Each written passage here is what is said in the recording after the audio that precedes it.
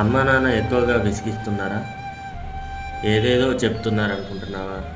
కోపం వస్తుందా అమ్మ నాన్న మీద? వాళ్ళు చెప్పే మాటలు నీవు జీవితంలో గనక ఆచరిస్తే చాలా నేర్చుకుంటావు.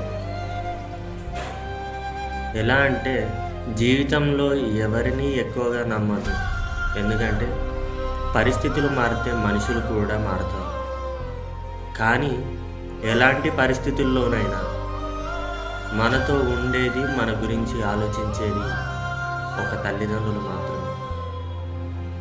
మన గురించి వాళ్ళకు తెలిసినంతగా ఎవరికీ తెలియదు. అందుకే వాళ్ళ మాటలకు వాల్యూ ఇవ్వాలి, వాళ్ళ ప్రేమను అర్థం చేసుకోవాలి. ప్రతి దగ్గర తిట్టడం అనుకుంటే అది మన పొరపాటే అవుతుంది. మన విజయాన్ని చూసి సంతోషపడే వాళ్ళు చాలామంది ఉండొచ్చు, కానీ మన బాధను చూసి బాధపడే వాళ్ళు మాత్రం ఒకే ఒక్కరు ఉంటారు, అది తల్లిదండ్రులు. తల్లిదండ్రుల కంటే మన జీవితంలో ఎవరు ఎక్కువ కాదు.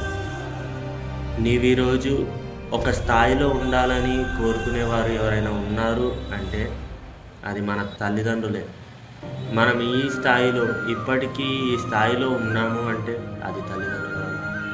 ఎందుకంటే వాళ్ళు చిన్నప్పటి నుంచి మనల్ని కష్టపడి ఇంత పెద్దవాళ్ళని చేశారు. కానీ నువ్వు వాళ్ళ ముందు ఏదో అలా తిరుగుతూ ఉంటే వాళ్ళకు నచ్చడం లేదు. ఎందుకు అంటే నేను నా కొడుకుని, నా కూతుర్ని ఇంత కష్టపడి పెంచాము. ఎందుకంటే వాళ్ళు ఒక స్థాయిలో ఉండాలి. ఆ స్థాయిని మరిచి ఏదో పని చేస్తారని కాదు. నీవు ఓడిపోతున్న స్టేజ్లో కూడా తల్లిదండ్రులే నేనున్నాను, నువ్వు ముందడిగే అంటూ వాళ్ళు భరోసానిస్తారు. మన చుట్టూ ఉన్న ఫ్రెండ్స్ కానీ, మన చుట్టూ ఉన్న పక్కింటి వాళ్ళు కానీ ఎవరైనా కావచ్చు, నీవు ఏదైనా బాధలో ఉంటే ఏ ఒక్కరు కూడా నీకు తోడురారు. ఏ ఒక్కరు కూడా నేనున్నానని చెప్పరు. ఏ ఒక్కరు కూడా నీ బాధ నా బాధ కాదా అనే వాళ్ళు ఉండరు.